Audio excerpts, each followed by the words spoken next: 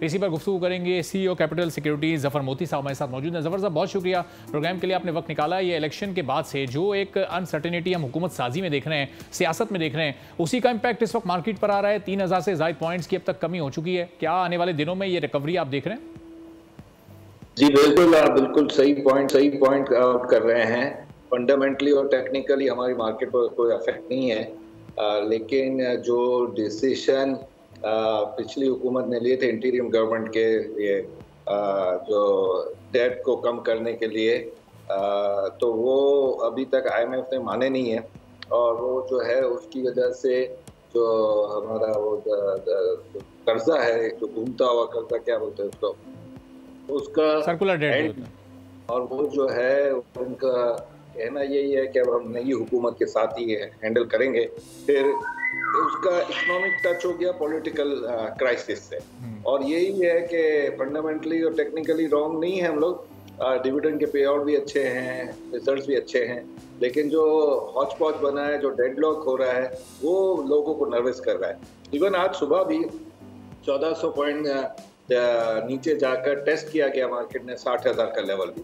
फिर थोड़ी सी उम्मीद हुई कि चीफ मिनिस्टर का ऐलान हो रहा है अपना शाम को KPK का हो गया है बल्कि, और लोगों को एक्सपेक्टेड है कि आज शाम तक कोई ना कोई शेप ऑफ थिंग्स आ जाएंगी गवर्नमेंट की। वो देखने के बाद मेरे ख्याल में जो क्राइसिस और जो जिटरीनेस और जो परेशानी है कैपिटल मार्केट में रुकेगी।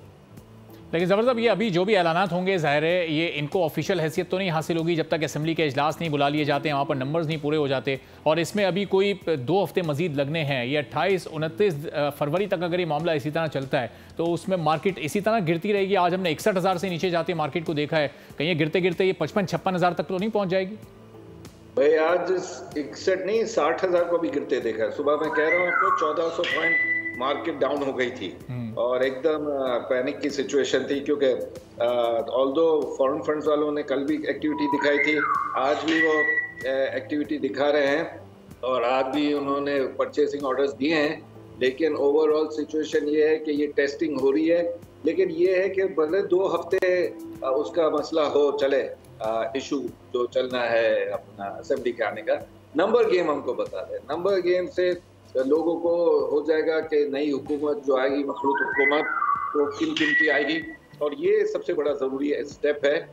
2 हफ्ते तक तो जाहिर है मार्केट को डोलड्रम्स में नहीं देख सकते, नहीं तो बहुत बड़ी तबाही आ जाएगी। सही। और जफर साहब, ये जो पॉइंट्स की कमी आ रही है, इंडेक्स इतना नीचे जा रहा है, क्या इसका ये मतलब भी लिया जाए कि जो सरमायाकार हैं वो अपना पैसा भी निकाल रहे हैं, उनका एतमाद क्या कम होता जा रहा है? आगे एक पॉलिटिकल अनस्टेबिलिटी वो देख रहे हैं अगर कोई कोलिशन गवर्नमेंट फॉर्म होती है तो?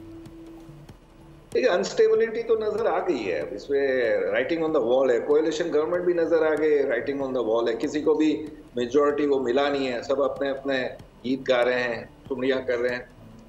अपना मुश्किल ये है कि ऐसे सिचुएशन में इकोनॉमिक टर्न अराउंड, डेब्ट की servicing, low higher interest rate को देखना, इन्फ्लेशन को देखना, गैस की प्राइसेस को देखना, अपना इलेक्ट्रिसिटी की प्राइसेस का मसला, फ्यूल की अभी एडजस्टमेंट आएगी दोबारा, ऑयल प्राइसेस इंटरनेशनल बढ़े, ये कौन करेगा?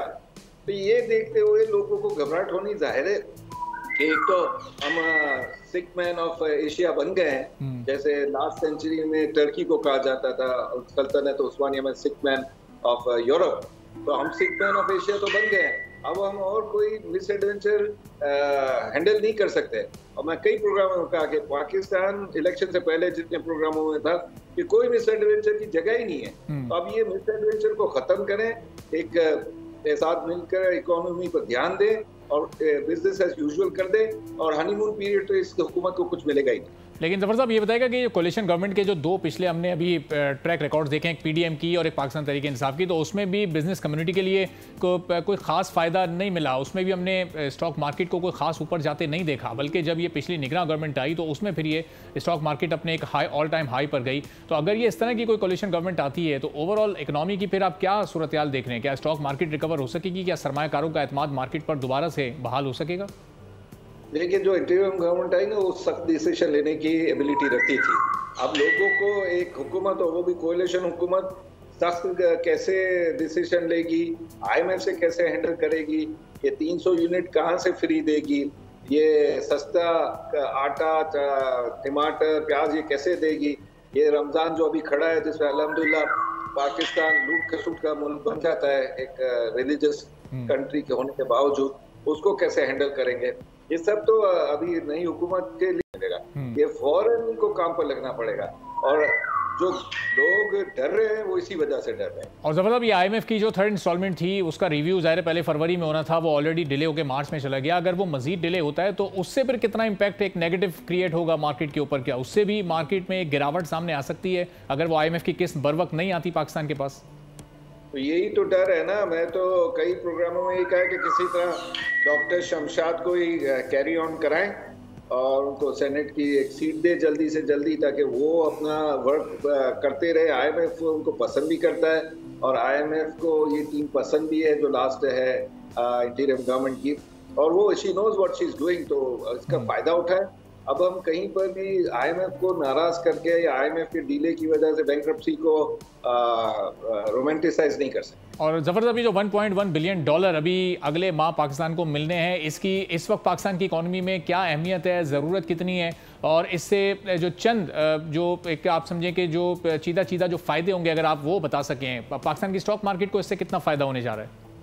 भाई ये तो आपकी ब्रीदिंग स्पेस है, ये आपके लिए कोई फायदा है कि नहीं है? ये तो आपको सांस लेने की जगह है। ये जितने आ रहे हैं मिलियन यहाँ से और 700 मिलियन वहाँ से, ये अभी तो आपको खड़ा करने की कोशिश करी जा रही है कि आपको अपने पाँव पर थोड़ा खड़ा किया जाए। बिसाखियाँ तो दे दी गई हैं आपको, और बिसाखियाँ 1948 से दी गई हैं, लेकिन अभी तो वो पुरानी बिसाखियाँ टूट गई हैं और ये नई जो है ये देने को तैयार नहीं है, तो बड़ी मुश्किलात में है।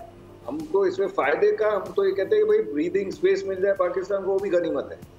ठीक है, बहुत बहुत शुक्रिया जफर मोती साहब।